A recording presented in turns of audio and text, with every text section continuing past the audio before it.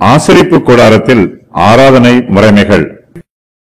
இவைகள் இவ்விதமாய் ஆயத்தமாக்கப்பட்டிருக்க, ஆசாரியர்கள் ஆராதனை முறைமைகளை நிறைவேற்றும்படிக்கு முதலாம் கூடாரத்திலே நித்தமும் பிரவேசிப்பார்கள்.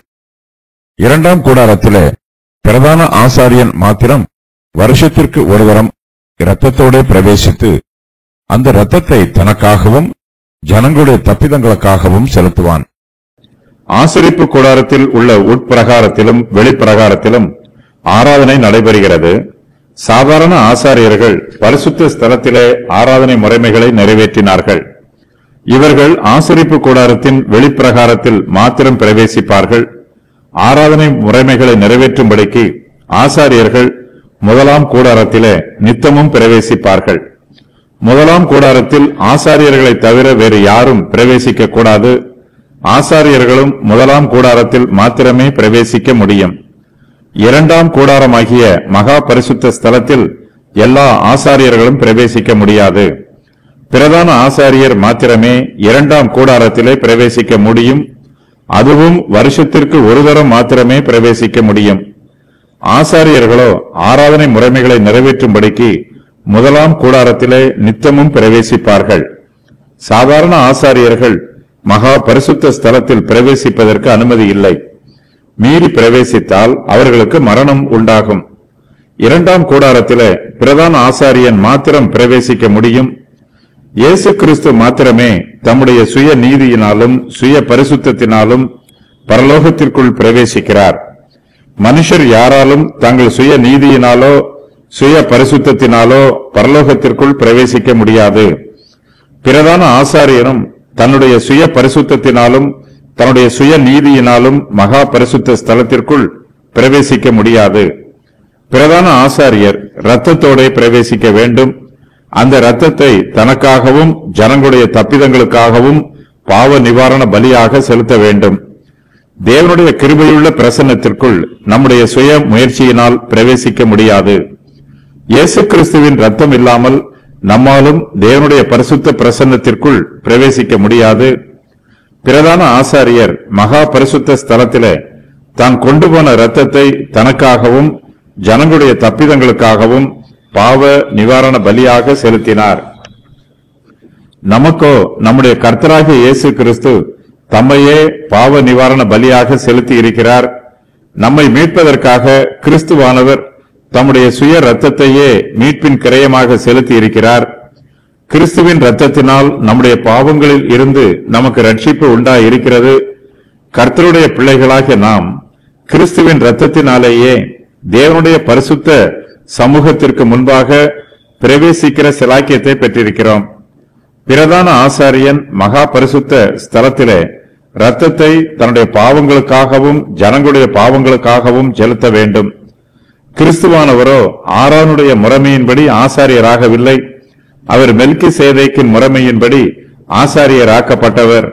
அவர் உன்னதமான பிரதான ஆசாரியர். அவரிடத்தில் ஒரு பாவமும் இல்லை. ஆகையினால் தம்முடைய பாவங்களுக்காக கிறிஸ்துவானவர் இரத்தம் செலுத்த வேண்டிய அவசியம் எதுவும் இல்லை. இயேசு கிறிஸ்து ஒரு பாவமும் செய்யாதவராக இருந்தாலும் நம்முடைய பாவங்களின் நிமித்தமாய் அவர் பாவமானார். நம் நிமித்தமாய் அவர் சாபமானார். கர்த்தருடைய ஊழியக்காரர்கள் தேவனுடைய பரிசுத்தமான சமூகத்தில் ஜனங்களுக்காக பரிந்து பேச வேண்டும். மற்றவர்களுடைய பாவங்கள் மன்னிக்கப்பட வேண்டும் என்று ஜெபிப்பதற்கு முன்பாக கிறிஸ்துவின் இரத்தம் தங்கள் மீது தெளிக்கப்பட வேண்டும் என்றும் தங்களுடைய பாவங்கள் மன்னிக்கப்பட வேண்டும் என்றும் ஊழியக்காரர்கள் முதலாவதாக தங்களுடைய பாவ மன்னிப்புக்காக ஜெபிக்க வேண்டும். ஆரோனுடைய முறைமையின்படி பிரதான ஆசாரியரானவர் ஆசரிப்பு கூடாரத்தில் உள்ள இரண்டாம் கூடாரமாகிய மகா பரிசுத்த ஸ்தலத்திலே பிரவேசித்து தன்னுடைய பாவங்களுக்காக தான் கொண்டு சென்ற இரத்தத்தை செலுத்தினார்.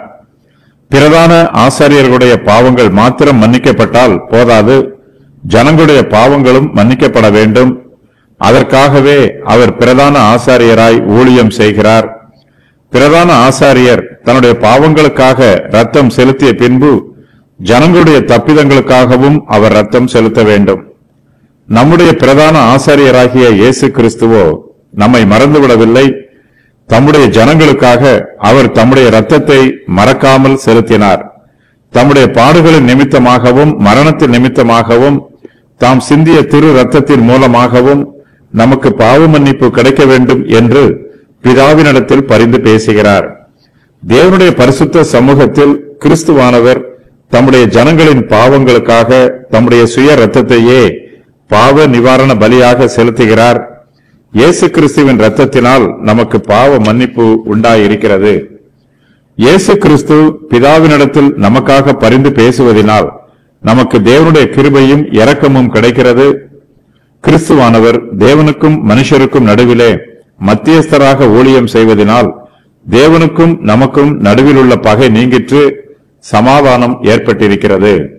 நம்முடைய பிரதான ஆசாரியராகிய இயேசு கிறிஸ்து தம்முடைய ஜனங்களின் பாவங்களுக்காக தம்முடைய இரத்தத்தையே செலுத்தி நமக்காக பரிந்து பேசி ஆசாரிய ஊழியம் செய்கிறார்.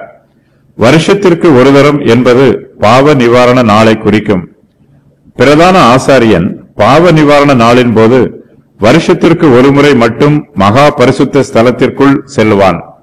இதனால் முதலாம் கூடாரம் நிற்கும் அளவும் பரிசுத்த ஸ்தலத்திற்கு போகிற மார்க்கம் இன்னும் வெளிப்படவில்லை என்று பரிசுத்த ஆவியானவர் தெரியப்படுத்தி இருக்கிறார். இப்பொழுது இயேசு கிறிஸ்துவின் மரணத்தின் மூலமாக பரிசுத்த ஸ்தலத்திற்குள் போகிற மார்க்கம் வெளிப்பட்டிருக்கிறது.